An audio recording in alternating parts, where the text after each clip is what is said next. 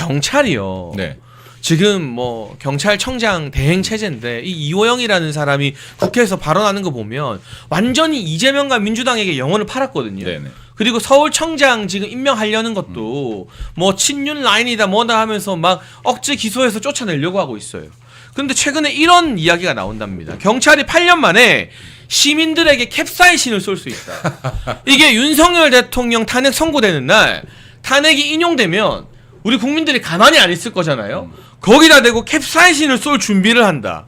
그리고 경찰 병력을 어마어마하게 투입하겠다. 전 이게 결국 다 뭐 최근에 나온 음모론처럼 헌재가 8대0 갈 거다, 탄핵 인용될 거다, 인용을 전제하는 여론전으로 우리의 마음을 흔들려는 허튼 수작이라고 보는데, 어쨌거나 이 무능한 경찰이 대통령 체포하는데 3,000명, 5,000명을 투입하고 이제는 대통령과 나라를 지키기 위해서 거리로 나온 국민들에게 8년 만에 캡사이신 쏠 국리나하고 앉아있다는 거, 이거 어떻게 보십니까? 이 경찰을 그냥 놔둬야 됩니까, 이대로? 이거 대한민국은 제가 볼 때 이번에 정말 대통령의 비상계엄을 통해서요, 대한민국 구석구석을 다 보게 된 것 같아요. 이번에 대통령이 네. 약을 탁 치니까 대한민국에 숨어있던 바퀴벌레들이 바퀴벌레가 다 튀어나와요. 나왔어요. 예. 네.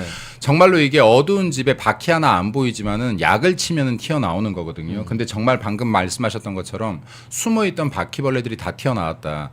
이 경찰들 제가 참 이렇게 말하기 뭐하지만 이거 미친놈들 아닙니까? 그러니까요. 네. 24년 11월에요. 24년 11월 9일 날요. 서울 도심에 전국 민노총이 주도했던 태진 총걸기가 있습니다. 네. 이거 지금 계엄 전입니다.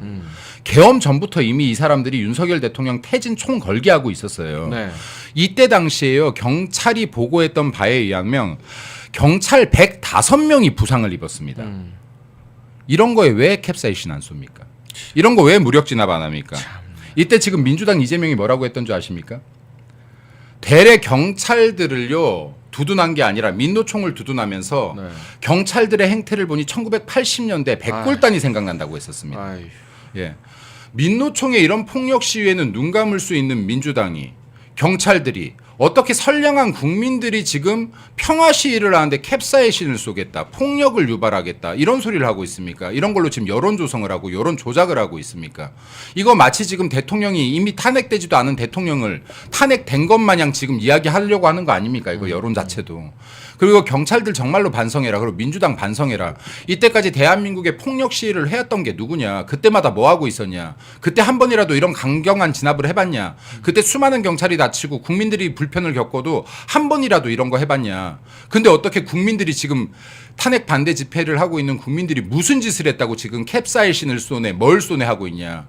이거는요, 국민들도 마찬가지지만 국민의힘에서도 정말로 강력하게 이거는 대응을 하라. 대응을 해서 경찰들이 이런 행동을 하지 못하게, 발언조차도 하지 못하게 이건 해야 될 것이고요. 그리고 이들의 행태를 보니까 제가 앞으로는요, 민노총이 이런 시위를 할 때 정말로 우파 패널들이 들고 일어나서 이거에 대해서 규탄을 해야 될 것 같아요. 그래야겠어요. 예, 네. 그래야지 이게 민노총의 행위들이 밝혀질 것이다. 민노총 행위들은 정말 이거 선을 넘잖아요. 얼마 전에도 이거 트래커 물고 들어올 때도 가만히 있지 않았습니까? 남태령에서. 예. 네. 지금 예국 시민들이 평화 시위하는데 캡사이신 쏘겠다고 하면요, 트래커 왔을 땐 탱크 몰고 나왔어야죠, 군대에서. 심지어 예. 그거를 협의를 해줘가지고 그럼요. 트랙터 몇 일부를 대를 서울 시내로 넣어줬어요. 그 살인 그러니까요. 병기 같은 트랙터를. 그러니까 지금 이게 말이나 되는 짓입니까? 그러니까 이런 것들도요, 지금 우파 패널들도 마찬가지고 여기 국민의힘도 마찬가지고 앞으로 민노총 집회 정말로 눈여겨보다가요, 조금이라도 폭력적인 게 나온다. 그럼 이게 뉴스로 안 내보내요. 이거 언론들이 뉴스 안 내보냅니다. 이런 네. 것들 나올 때까지 떠들어야 될 것 같다. 이거 나올 때까지 정말 제대로. 네, 충분히 알려야 된다 이게. 그리고 지금 네. 아까 진짜 제가 쓴 표현이고 많은 분들이 쓰는 비유지만 이번 비상계엄과 탄핵 국면에서 각계각층과 공직사회 내부에서도 다 나왔습니다. 이 바퀴벌레 같은 인간들이 네, 다 나왔거든요. 다 나왔습니다. 예. 대통령께서 돌아오셔서 정말 뿌리까지 뼛속까지 대한민국 바꾸고 이런 썩은 공직자들 경찰청장 뭐 다 걷어내야 됩니다. 다 이거. 걷어내고 예. 이거 정말 이 지금의 어떤 우리가 겪는 고통과 혼란이 저는 세컴이라고 하잖아요. 네. 그 막 곤충 박멸하고 맞습니다, 하는 맞습니다. 서비스. 그 바퀴벌레 박멸의 시간이다. 바퀴벌레들 다 나온 거를 한 방에 걷어내야 된다라는 간절한 생각이 드는 것 같아요. 국방부 차관 보세요. 완전 민주당한테 줄 서서 영혼 팔고. 이게 지금 세스코 프로젝트라도 만들어서요. 이거 정말 박멸해야 세스코, 된다. 세스코. 네, 네, 세스코 네. 프로젝트라도 만들어서 박멸을 해야 될 것 같고요. 그리고 이게 정말로 대통령이 아니었다면 이렇게까지 대한민국 구석구석이 썩은지 몰랐을 것이다. 근데 대통령이 우리보다 정보가 많기 때문에 지금 우리가 아는 것보다도 훨씬 많이 갖고 있을 겁니다. 그리고 네. 차마 헌재 변론에서도 공개할 수 없는 기밀 등은 있을 의견서를 겁니다. 써서 헌재 재판관들에게 제출했다고 윤석열 네. 대통령께서 밝히셨어요. 네. 그럼 그걸 보면 문영배, 이미선이야 그걸 뭐 본체 많지 하겠지만 그럼요. 정형식, 조한창, 김복형 그리고 아리까리한 김영두는 양심이 있고 지성이 있으면 대통령이 이걸 공개하면 헌재 변론에서도 유리해질 수 있는데 그럼요. 이건 너무 국가 기밀이고 안보 사항이라 본인이 겪은 충격적인 자료들을 비공개로 제출했거든요. 그걸 보면 적어도 그 네 사람은 정신 차려야죠. 정신 차려야죠. 그게 아니라면 지금 헌법재판관들이 정말 대한민국의 역사 앞에 큰 죄를 짓는 게 될 수가 있습니다. 여기서 방금 최고가 말씀하셨지만은 정말로 조금이라도 대한민국 국민으로서의 자각이 있는 자들이 헌법재판관으로서 지금 올라가 있는 것이라면 대통령이 줬던 이런 비공개 자료들 충분히 잘 검토해라. 대한민국이 정말 무너지기 직전이라고 대통령이 느꼈기 때문에 비상계엄을 했을 것이다라고 저는 봅니다. 네, 그리고 이 속에 담겨 있는 이야기들 우리들이 모두 다 알 수는 없겠지만은 국민 여러분께서 지금 보는 눈에 보이는 정도로도 경악할 정도인데 이 말 못할 것들은 얼마나 경악할 정도겠습니까?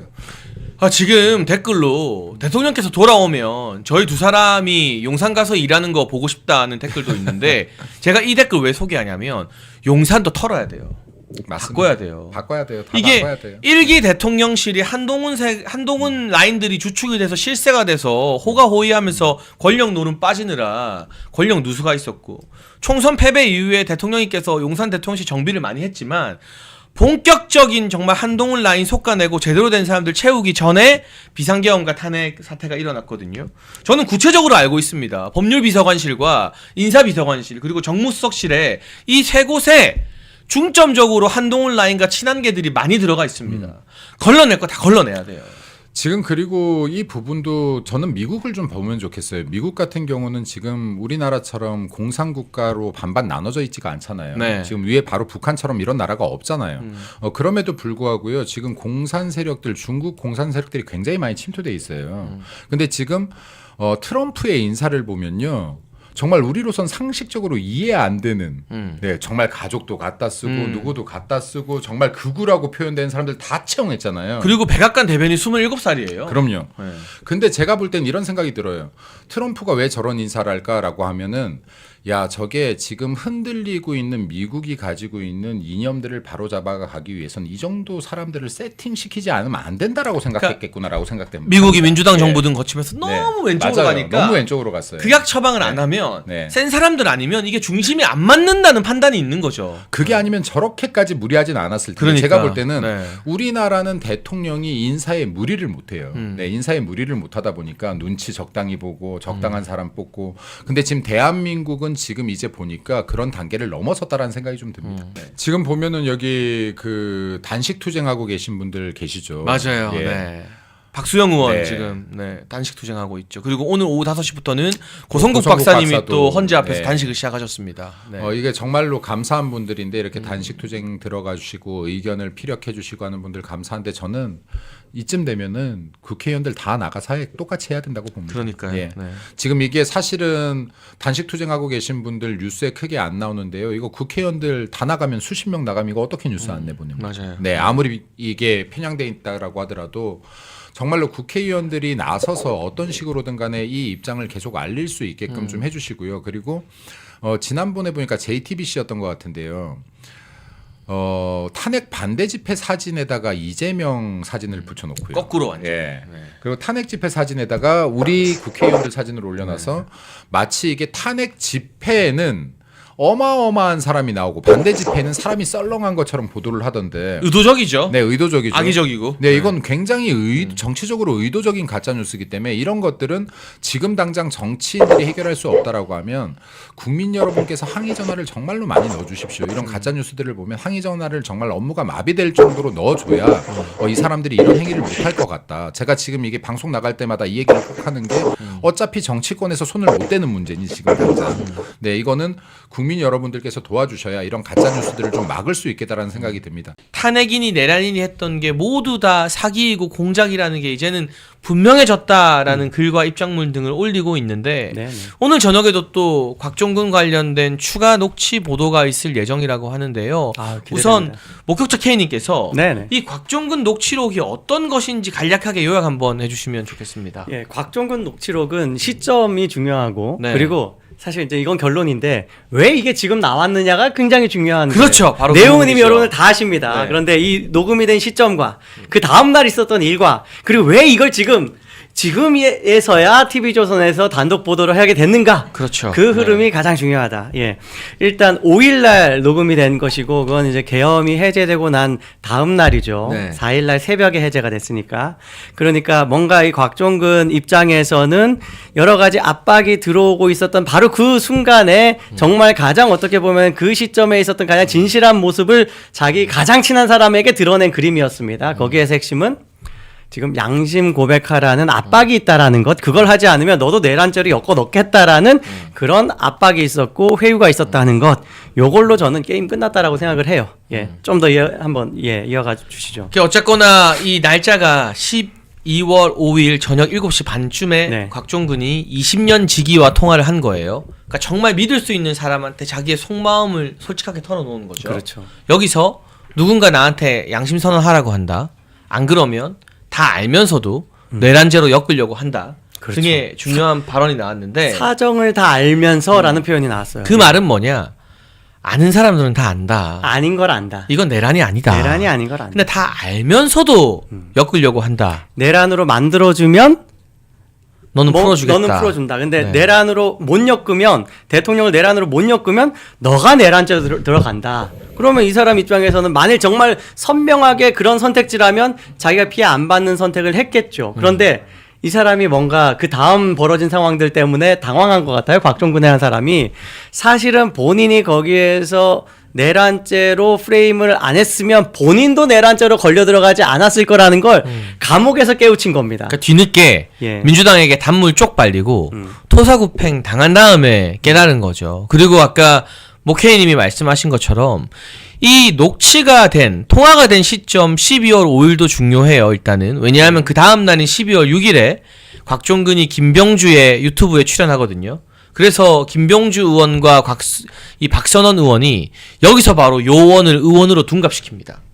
그 결정적인 대통령 탄핵과 내란죄 프라임의 공작의 시발점이 된 요원이 아니라 국회의원 끌어내라라고 수정된 그 유튜브 방송이 바로 다음 12월 5일의 통화 다음 날이었어요.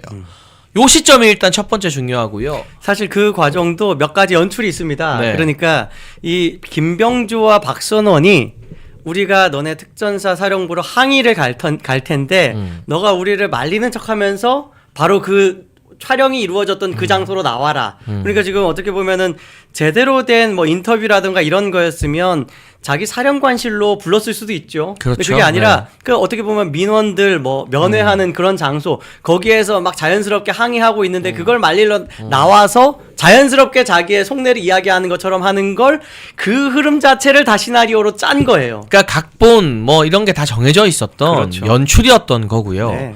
그리고 두 번째로 중요한 시점이 앞서 모케이님이 언급한 왜 이 녹취록이 어제 보도되었는가. 그러니까 이 곽종근과 통화한 20년 지기는 곽종근이 잘 됐으면 좋겠다면서 이걸 TV조선에 제공했거든요. 그렇죠. 그러면 지금 감옥에 갇혀서 민주당한테 버림받은 곽종근과의 교감이 있었을 수 있고 그게 아니더라도 이 사람이 봤을 때 처음에는 민주당 말 듣고 내란 프레임에 가담하는 게 낫겠다. 대통령 탄핵 된다라고 생각을 했다가 이제 돌아가는 분위기가 야 윤석열 대통령 돌아온다. 탄핵 기각된다. 그렇죠. 이렇게 되면 민주당이랑 손잡고 사기 탄핵에 가담했던 게 어마어마한 역풍이 될 수도 있다. 지금이라도 진짜 양심 고백. 그러니까 민주당이 하라던 양심 고백은 가짜로 대통령을 내란죄로 밀어넣으라는 것이고 지금 이 녹취가 폭로된 게 진짜 양심 고백이잖아요. 뒤늦게 사실을 밝히고 민주당의 조작과 공작 음모였다는 걸 밝히는 것만이 그나마 곽종근의 죄를 조금이라도 가볍게 하는 마지막 길 아닐까라는 판단을 했다는 거. 맞습니다. 그러니까 이 생사가 걸린 사람들이 봤을 때 대통령 기각된다는 거예요. 탄핵이. 그렇죠. 돌아올 것 같으니까 이거를 T조에 터뜨리는 거 아니겠습니까? 헌재에 나갔을 때까지만 하더라도 굉장히 애매모호한 그러니까 계속 그 가공의 고백, 가공의 심지어 그랬잖아요.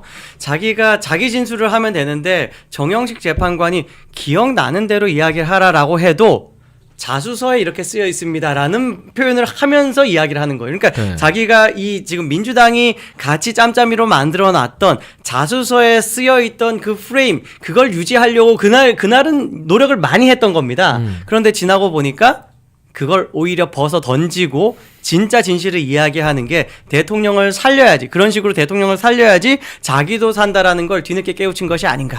예. 그러니까 그만큼 지금 많은 사람들, 특히 여러분, 우리는 정말 대통령께서 탄핵 기각되어서 돌아오기만을 오매불망 바라잖아요. 네. 그런데 지금 이 상황에서 돌아가는 상황에 제일 민감하고 여기에 제일 목숨이 걸려 있는 사람이 누굴까? 역설적으로 곽종근 같은 사령관들이에요. 그렇죠. 왜냐하면 이 사람들 구속된 상태에서 대통령이 돌아오느냐 마느냐에 따라 앞으로의 행보나 자기들의 사법 처분 내란죄로 엮이느냐 마느냐 다 걸려 있는 거잖아요. 그러니까 어떻게 보면 지지자인 우리보다 더 민감하고 더 객관적이고 더 냉정하게 모든 정보를 종합해서 대통령께서 탄핵이 기각될까 안 될까를 보고 판단할 거라고요. 근데 곽종근이 이렇게 속마음을 털어놓을 정도의 군 관계자 20년 지기가 이 녹취록을 T조에 주면서 이거 다 민주당이랑 짜고 친 거다. 민주당의 공작이다라고 말할 정도면 이 사람들이 봤을 때 분위기가 기울었다는 거 아니겠어요? 그렇기도 하고 그게 굉장히 중요한 사인 같아요. 그리고 그렇기 때문에 더 기울여야 된다. 더 힘을 실어줘야 된다. 이렇게 해서 아예 마지막 한번 매듭을 제대로 지어보자. 마지막 이제 판결 최종 결론 나오기 전까지 그런 흐름이라고 봅니다. 그리고 아주 재밌는 그러니까 뭐 지금 이런 흐름에서 이 20년 지기가 이 녹취를 언론사에 특히 특정 매체에 제공한 그 과정에서 당연히 곽종근의 뭐 부탁이라던가 네. 혹은 허락이 있었겠죠. 거기에 또 하나 재밌는 포인트는 김현태 특임단장이 지금 곽종근이 뭐 지금 진술이 오염됐다. 민주당이 회유를 했다. 이런 걸 이미 다 폭로하지 않았습니까? 그때는 근데 곽종근이 그걸 부인했었거든요. 부인했었어요. 네. 그리고 뭐 거기에 변호사가 뭐 붙었다가 사실은 선임은 안 했, 뭐 이런 이야기까지 다 있었는데 지금 김현태를 변호하는 변호사가 곽종근을 변호하고 있대요. 어떤 이거- 흐름인지 여기에서 딱 느껴지지 않습니까? 야, 이거 의미심장하다. 이게 굉장히 의미심장합니다. 그러면 제가 봤을 때 그 변호사가 김현태 말 들어보고 곽종근 말 들어보니까 이건 찐이다. 이거는 김현태 말이 맞는 거야. 그리고 곽종근 당신 민주당한테 이용당한 거야. 괜히 없는 죄 덮었었다. 이렇게 되는 거죠. 이거 당신 민주당한테 완전히 단물 쪽팔리고 내다바이 당한 거야.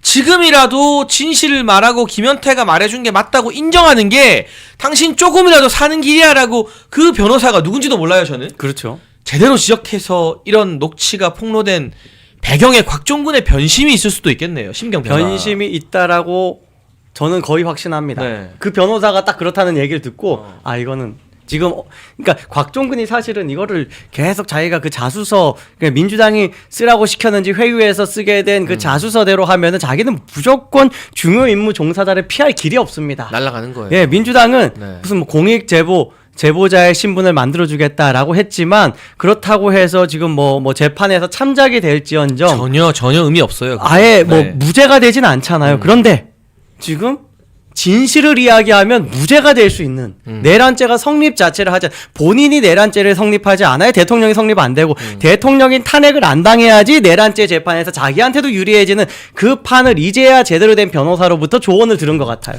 이게 저는 여러분 제가 오늘 이 곽종근 이야기를 여러 방송에서 많이 했지만 지금 멸콩에서 우리 모케이님의 이야기를 듣고 딱 떠오른 게 하나 있어요. 바로 이재명의 최측근 이화영 전 경기도 부지사 재판 과정이 떠오릅니다. 그때 초반에 이화영이 자기가 살려고 이거 이재명이 시킨 거다. 다 불었어요. 검찰에 다 진술했어요.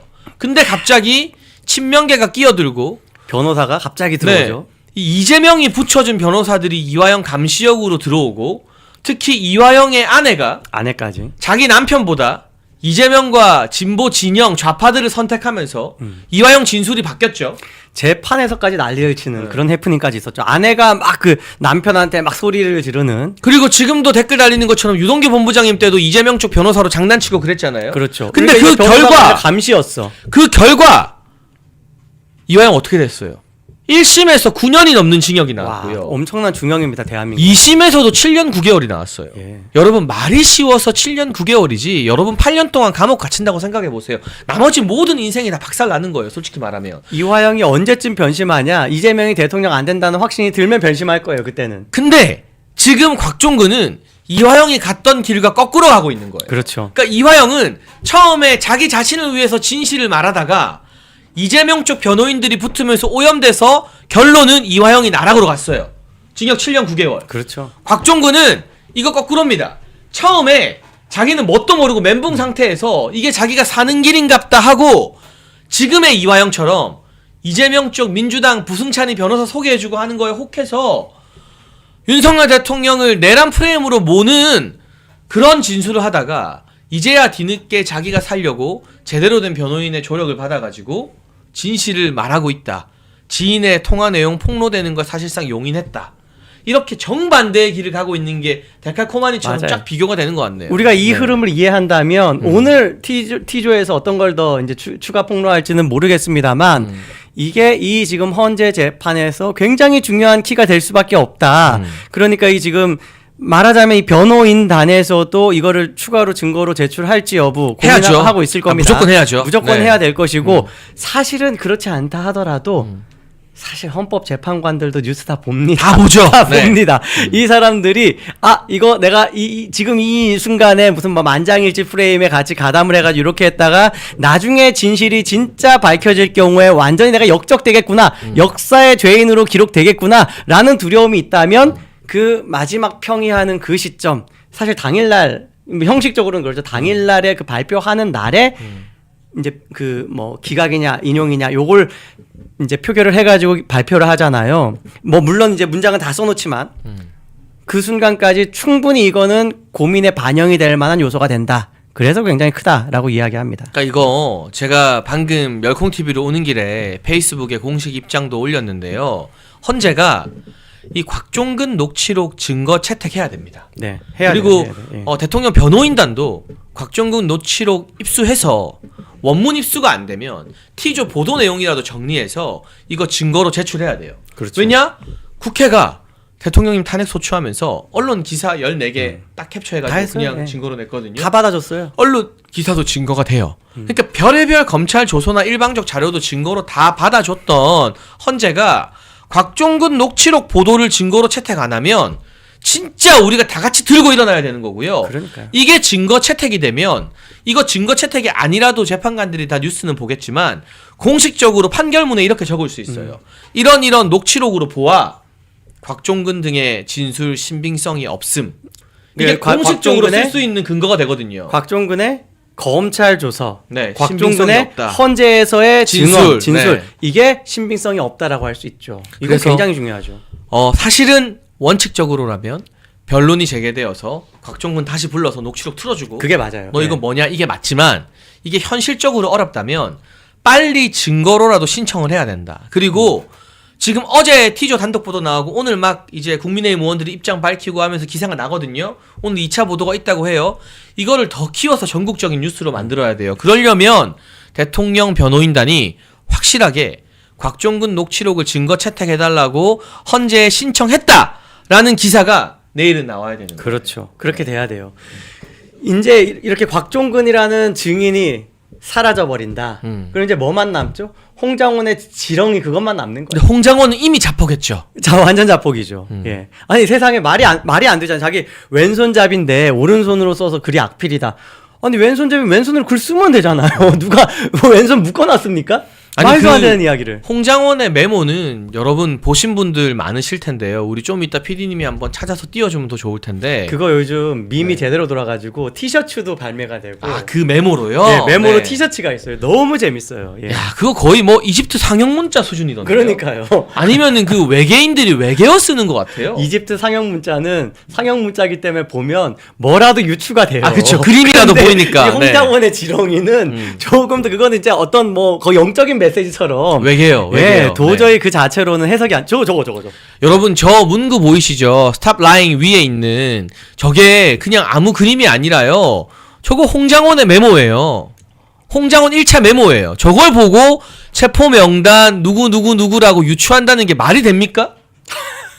아니 저기에서 누구 이름을 알 수 있죠? 홍장원한테 비슷한 걸 써놓고 한번 읽어보라고 해보고 싶어요. 아니 저 티셔츠 어디서 파나요? 누가 만들어서 팔아요. 제작하나? 실제로 팔아요. 와. 마플이라는 데서 네. 뭐 지금 판매하고 있습니다. 실제로. 저거 하나 사야겠다. 예.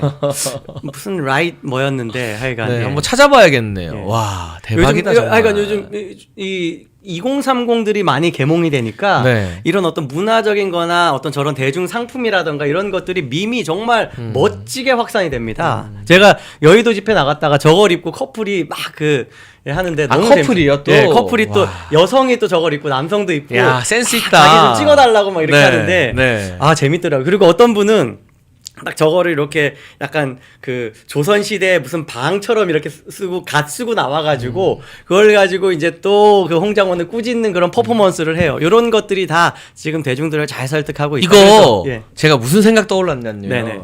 제가 옛날에 청년 최고위원 할 때 막 이재명의 일제 샴푸 샌드위치 황제 세트 이거 우리 공익제보자 조명현 씨한테 정보를 받아서 최고위에 들고 왔더니 막 히트나고 그랬잖아요. 그랬죠. 예. 그걸 막 채널A T조가 달라해서 갖다 주고 방송에서 다루고 막 그랬거든요. 그랬었어요. 기억납니다. 제가 만약 지금 국민의힘 지도부라면 저거 입고 나가요. 저거 입고 모든 지금 중요한 성명 발표, 기자회견 다 해야죠. 아니 비대위 회의 때 아니 여러분 이거 있잖아요. 저 메모 있죠. 홍장원 메모가 저렇게 엉터리라는 거 길 가는 사람 자꾸 물어보면 모르는 사람 많아요.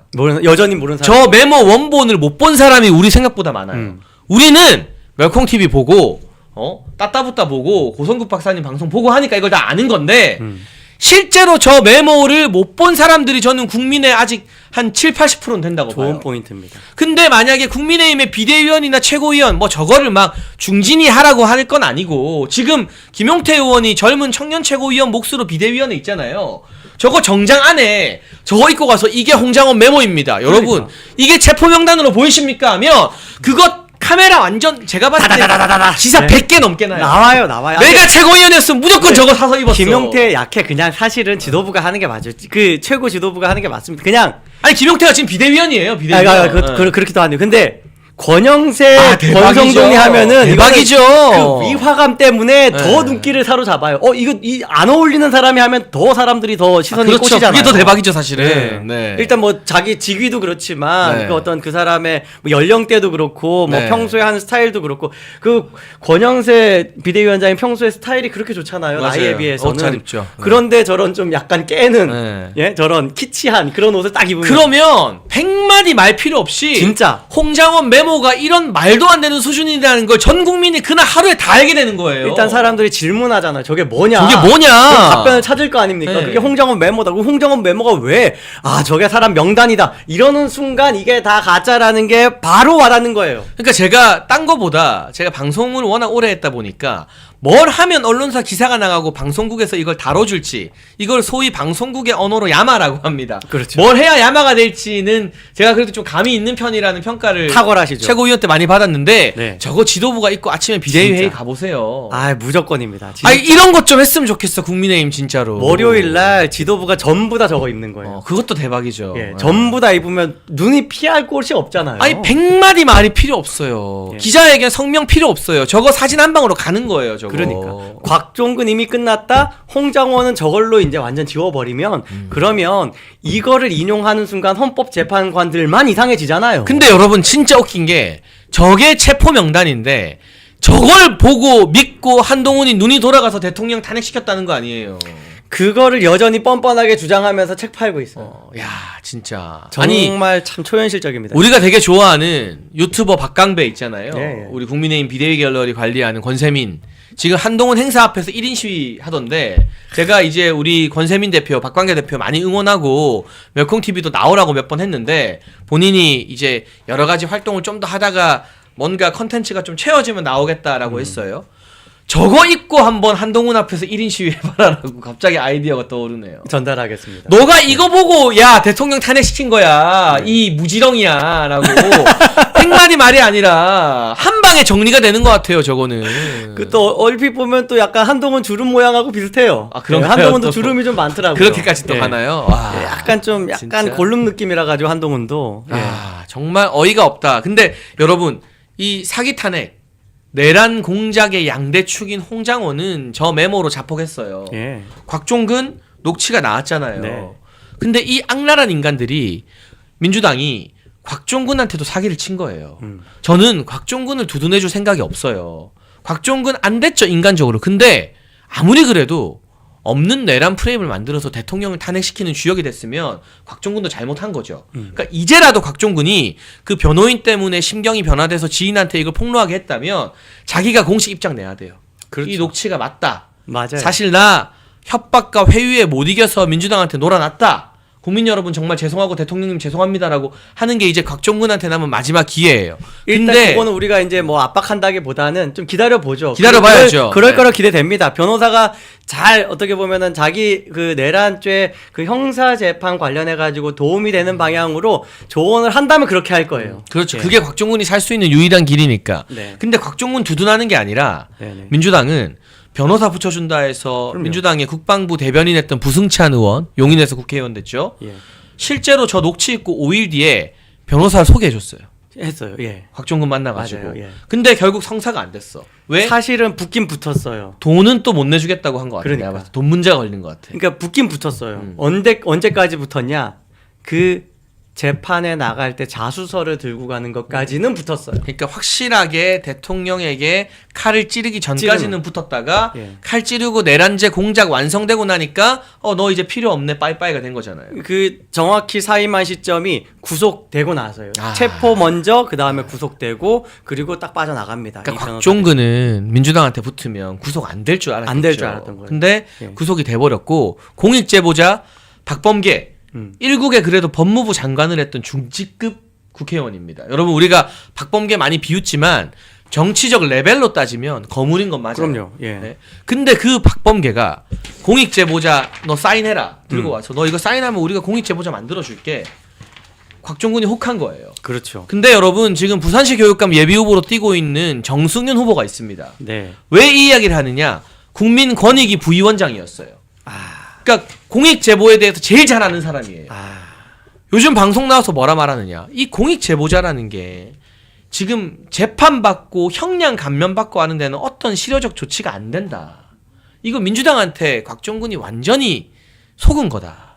정확히 그렇습니다. 그러니까 진짜 잔인하고 악랄하고 뭐 양아치라는 말로 비난해도 부족할 정도의 짓을 민주당이 또 곽종근한테 우리나라 군 아니, 사령관들한테 한 거죠. 이게 진짜 좋은 포인트인 게 그 사람들, 그러니까 지금 말씀하신 언급한 정승윤 씨 같은 경우야, 뭐 우리 쪽 진영이면 저쪽 진영도 다 법 전문가 아닙니까? 다 있죠. 부승찬은 뭐 군 출신이라 할지라도 박범계는 자기가 제일 잘 알아요. 판사 출신이잖아요. 네, 네. 공익제보자가 되냐 여부, 그리고 된다 한들 이 지금 어떻게 보면 형사적인 처벌을 받을 때 그걸 무죄로 만들어주, 뭐 그걸 못 한다는 걸 너무 잘 알고 심지어 체포되고 구속될 것까지도 다 머릿속에 있었을 겁니다. 그런데도 딱 이 함정에 빠뜨린 거예요. 이 함정에 안 빠뜨리면 곽종근은 자기가 처벌 안 받고 대통령도 처벌 안 받거든요. 근데 대통령을 엮어 넣기 위해서 곽종근이 완전 자폭하게 만든 게, 그러니까 딱 이런 거예요. 어떤 느낌이냐? 뭐 특정 뭐 지역입니다. 뭐 글로벌리 특정 지역에서는 뭔가 자살 폭탄 테러 같은 걸 많이 하는 그런 사람들이 있잖아요. 나라와 중동 뭐 이런 데서. 뭐 그런 데가 네. 있잖아요. 네. 그런데 거기에서 자살 폭탄 테러 하는 거는 지도자들급이 안 해요. 청소년들이 합니다. 청년들, 아이들, 젊은 사람들한테 잘 몰라가지고 세뇌해서, 쏘가지고 세뇌 당해서. 근데 이 사람들이 자살 폭탄 테러를 하면서 뭘 믿냐? 자기가 이걸 하면 자기는 뭐 하여간 그 신 옆에 가서 축복을 받는다. 이걸 믿기 때문에 하거든요. 곽종근도 자기가 공익 제보자로서 보호될 거라는 걸 믿고 자살 폭탄을 터트린 거예요. 그런데 어떻게 됐냐? 아무런 의미가 없습니다. 자기가 깜빵에 가고 결국에는 자기 처자식 걱정하는 그 상황들 더 나빠진 거죠. 진짜 너무 그러니까 악랄해요. 곽종근을 두둔하고 하는 게 아니라 곽종근 이제라도 양심 선언해야 되고, 어차피 이 녹취가 공개된 이상 이게 헌재 증거 채택이 되면 이제 내란 심판, 뭐 탄핵, 게임 끝난 거예요. 정말로.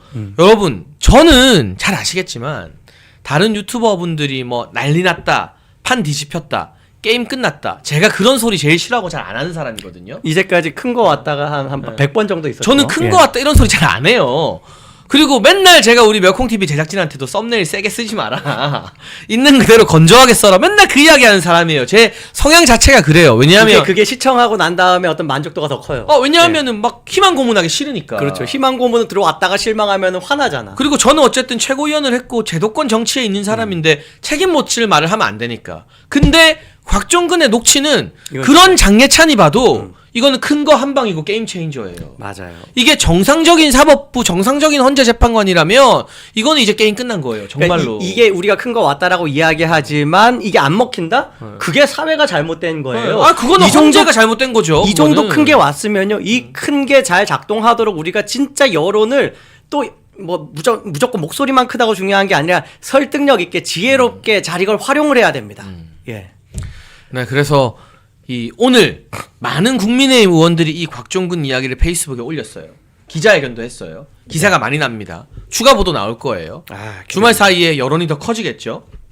대통령 변호인단도 빠릿빠릿하게 움직여서 증거 채택 신청 빨리 해야 되고 다음 주 초에 헌재가 이걸 증거 채택하면 이건 진짜 그때부터는 보수 성향의 재판관들, 이진숙 위원장 탄핵을 기각시킨 4명의 재판관들이 도저히 탄핵에 동의할 수 없는 가장 강력한 명분과 근거가 되는 겁니다. 이거는. 검찰이 헌재 조서 제출 요구를 거부했다. 요거는 한덕수에 대한 조서인가 봐요. 그렇죠. 그러면 지금 헌재에서는 추가 증거가 없기 때문에 선고가 더 빨라질 수 있다. 뭐 그럴 이런 의미가 가능성이 되네요. 있죠. 근데 이제 예. 숨은 뜻은 좀 잘 찾아봐야 될 것 같아요. 잘 찾아봐야 돼요. 그러니까 얼른 지금 총리를 복귀시킨 다음에 권한대행이 아닌 권한대행선에서 빨리 임명을 해라. 뭐 이런 식의 압박일 수 있습니다.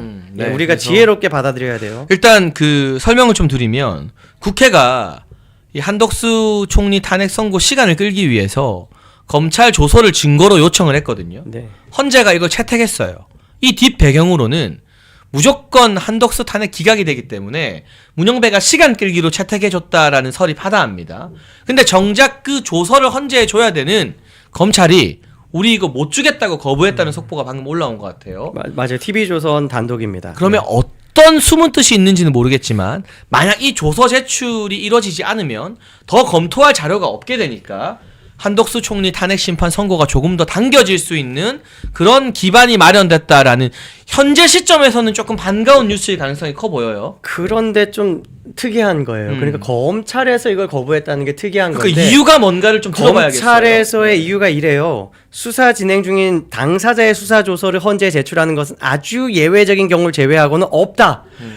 이걸 우리 대통령의 탄핵 심판에는 왜 적용하지 않죠? 그러니까 웃긴 놈들이네. 예. 아니 바로 이 대통령 포인트입니다. 탄핵 심판에는 온갖 검찰 조서 다 증거 채택하고 다 진술 조서 공소장 다 증거 채택돼서 거기 나온 이 이진우 수방사령관 이런 분들이 나 저 검찰 조서에 동의 안 한다는 말까지 하게 만들어 놓고 그렇죠. 심지어 그 검찰 조서를 그대로 증거로 채택한다. 조지호 경찰청장 같은 경우에 그러니까 이 지금 대통령 측에서는 아니 우리가 그 해당하는 사람의 주장을 탄핵할 기회도 없이 어떻게 그걸 그대로 받아들이냐 뭐 이런 식의 아웅다웅 하다가 결국에는 조지호가 나와서 이렇게 뭐 신문하는 일도 있었습니다만 그 일이 벌어지지 않았으면은 그냥 탄핵하지 그러니까 이 어떤 이 반론권도 펴지 못한 상태에서 증거로 다 채택될 뻔한 거거든요. 네. 그런 것들은 왜 예외가 되죠? 그러니까 우리는 이거를 우리한테 가장 이롭게 활용하는 방법은 검찰의 이번 입장이 옳다.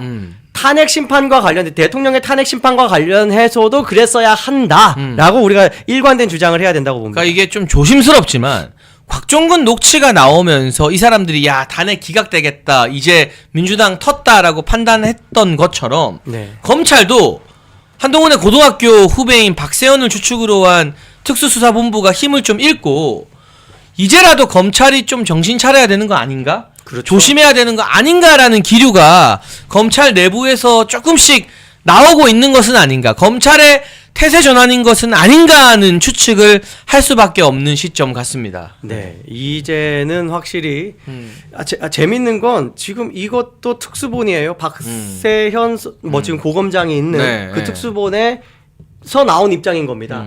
특이해요. 힘이 조금 빠지나? 사건은 하나예요. 탄핵 사건. 탄핵 사건인데 지금 누구예요? 그 총리의 탄핵 심판에 대해서는 증거를 못 주고 대통령의 탄핵 심판에는 증거를 준 겁니다. 똑같은 지금 수사팀이 서로 다른 입장으로 했어요. 그러면서 하는 이야기가 아주 예외적인 경우를 제외하고는 적절하지 않다라고 하면서 여긴 예외적인 경우다라고 이야기하고 싶은 건데 그게 왜 예외적인지에 대해서는 설득력이 없습니다. 네, 그래서 저는 이 부분이 조심스럽지만 탄핵 기각 분위기가 퍼져나가고 있는 결과가 아닌가. 그렇죠. 곽종근 녹취가 공개된 것도 검찰이 오락가락 물타기 하듯 눈치를 보면서 한덕수 총리에 대한 검찰 조서는 헌재에 제공하지 않겠다고 한 것도 결국에는 대통령 탄핵 기각 쪽으로 지금 흐름이 움직이고 있기 때문에 그 기회주의적인 검찰이 냄새를 맡고 몸을 조금이라도 사리고 있는 건 아닌가 하는 생각이 드는 것 같습니다. 재밌는 건 그 과정에서 가장 큰 변수는 이겁니다. 검찰이 오동훈에 대한 강제 수사를 시작했다는 거. 공수처장. 네. 예, 공수처장에 대해서 강제 수사. 오동훈에 대해서 강제 수사한 것은 윤석열 대통령의 여러 가지 강제 수사와 관련해 가지고 그 과정 자체가 불법하다. 그러니까 체포와 구속영장 그 흐름 자체가 불법하다라는 걸 지금 검찰도 인정한 바탕에서 하는 강제 수사 아닙니까? 강제 수사라는 거는 아주 그 충분한 어떤 범죄 혐의 소명이 부족하면 쉽게 청구도 안 하죠. 예. 굉장히 지금 검찰도 태도를 지금 바꾸고 있다라는 게 느껴지네요. 지금 이 기사도 흐름이 그래요. 국회 측이 이제 요청한 거를 헌재가 받아들임으로써 지금 윤석열 대통령 탄핵과 연계해서는 민주당 쪽이 원하는 시나리오로 가는 듯 하였으나 검찰이 그거를 막아세웠다. 그러니까 말하자면 민주당한테 불리한 이슈다. 이렇게 지금 기사도 해석하고 있습니다. 이렇게 되면 다음 주 초중반에는 한덕수 총리에 대한 탄핵 선고가 있을 가능성이 높아진 것 같고요. 그렇죠. 지금 댓글로 저도 뭐 4대4 보냐라는 질문이 있었는데 저는 솔직히 어젯밤에 곽종근 녹취 터지기 전에는 5대3으로 봤어요. 김영두가 넘어갔다고 봤어요. 그래서 5대3을 기반으로 문영배와 이미선이 나머지 3명에 대한 엄청난 압박과 이거 그냥 박근혜 전 대통령 때처럼 8대0 하자. 안 그러면 마은혁을 임명해서라도 6대3 만들겠다라는 갖은 공작들이 진행되는 중이라고 보고 이 3명을 지키는 게 중요하다고 생각을 했는데 곽종근 녹취가 터지면 곽종근 녹취가 증거 채택되면 김영두가 다시 돌아올 수 있어요. 그러면 4대4가 될 가능성이 높다는 거죠. 맞습니다. 네. 아주 우리가 좀 기대감을 가지고 사실 우리가 기대감 가지고 뭐 그냥 낙관하고 있자가 아닙니다. 이런 좋은 재료가 있으면 이걸 일반 국민들이 다 알아야 돼요. 그래서 대통령의 지지율도 올리고 탄핵 반대 여론도 많아지고 그런 바탕에서 뭐 가령 우리가 인지전이라고 하잖아요.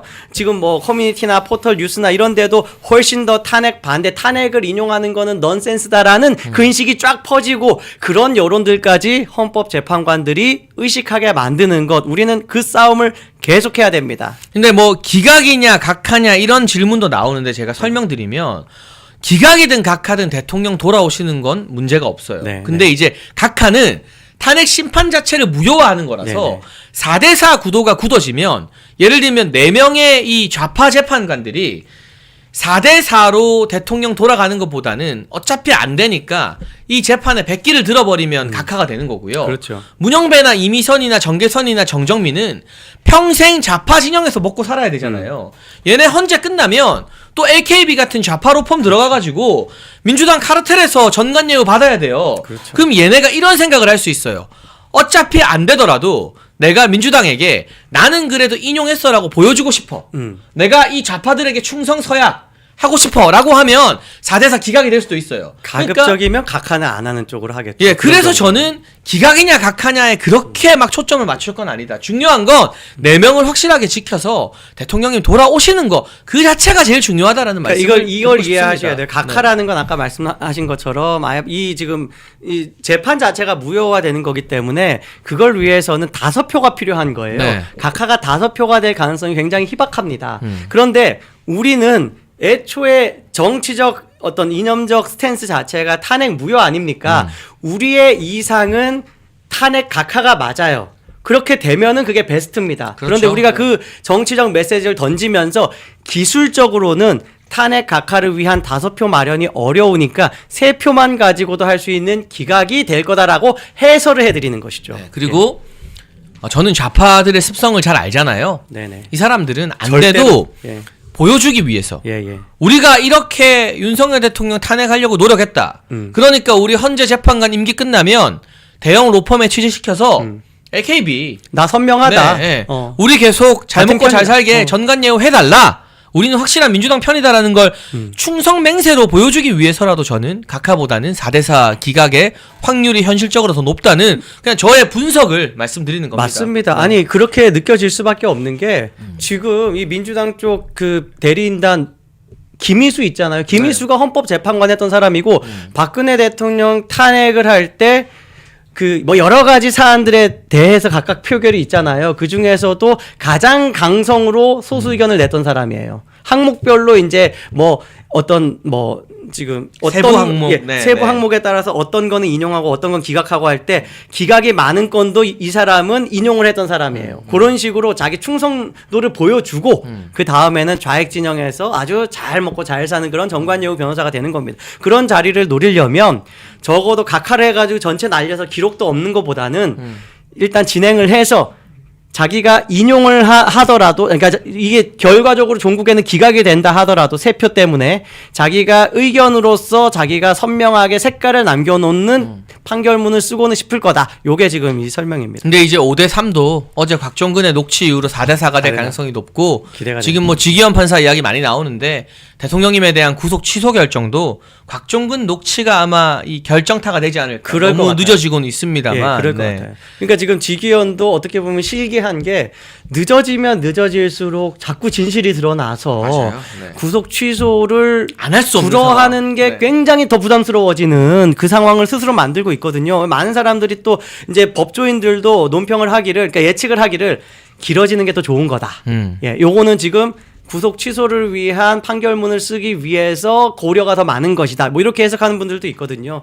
예, 잘 될 거라 우리가 한번 기대하면서 또 여론도 계속 만들어야죠. 네, 우선 대통령님이 구속 취소로 돌아오시고 한덕수 총리 탄핵이 기각되고 그 다음 또 대통령님 탄핵이 최종적으로 기각되는 그 사면타가 이제 곽종근의 녹취로 정말 머지않았다라는 말씀을 드리면서 정말 중요한 책 소개 하나만 드리려고 합니다. 여러분 저희 환신골드 옆에 건국 대통령 이승만 1, 2권 세트가 놓여져 있습니다. 이승만 대통령님의 존영이 표지로 사용되는 거 여러분 보실 수 있는데 올해는요.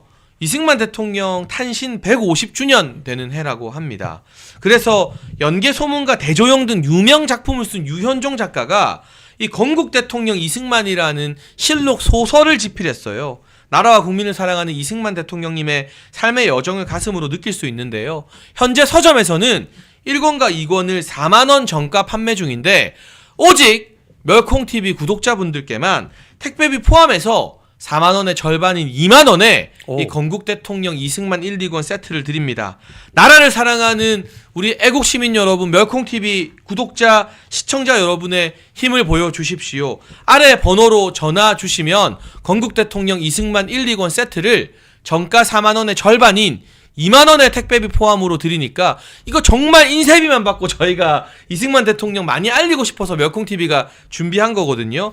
여러분 읽어보시고 자녀분들에게도 권해주시고 사무실에 집 서재에 이게 딱 놓여있으면 그걸로 말 필요 없이 인증이 딱 되는 거예요. 맞아요. 제가 참 안타까운 게 이렇게 이제 젊은 청년들이 이제 연설하는 걸 자주 듣잖아요. 그런데 이승만 대통령 말할 때 자신감이 없어요. 잘 몰라. 그리고 네. 항상 이야기하는 게 공과 과 이렇게 이야기해요. 과가 엄청나게 크지만 공도 있습니다라고 하는 정도 유보적인. 우리가 다 전교조들한테 가스라이팅 돼 있는 그래서 거죠, 그런 그게. 거 아니에요. 그 지금 이승만 대통령은요 공으로 사소한 작은 과들을 다 덮고도 남습니다. 그래서 저는 이승만은 우파 필수 과목이 되어야 된다라고 생각을 해요. 우리 반드시 읽어봐야 되는 책이다.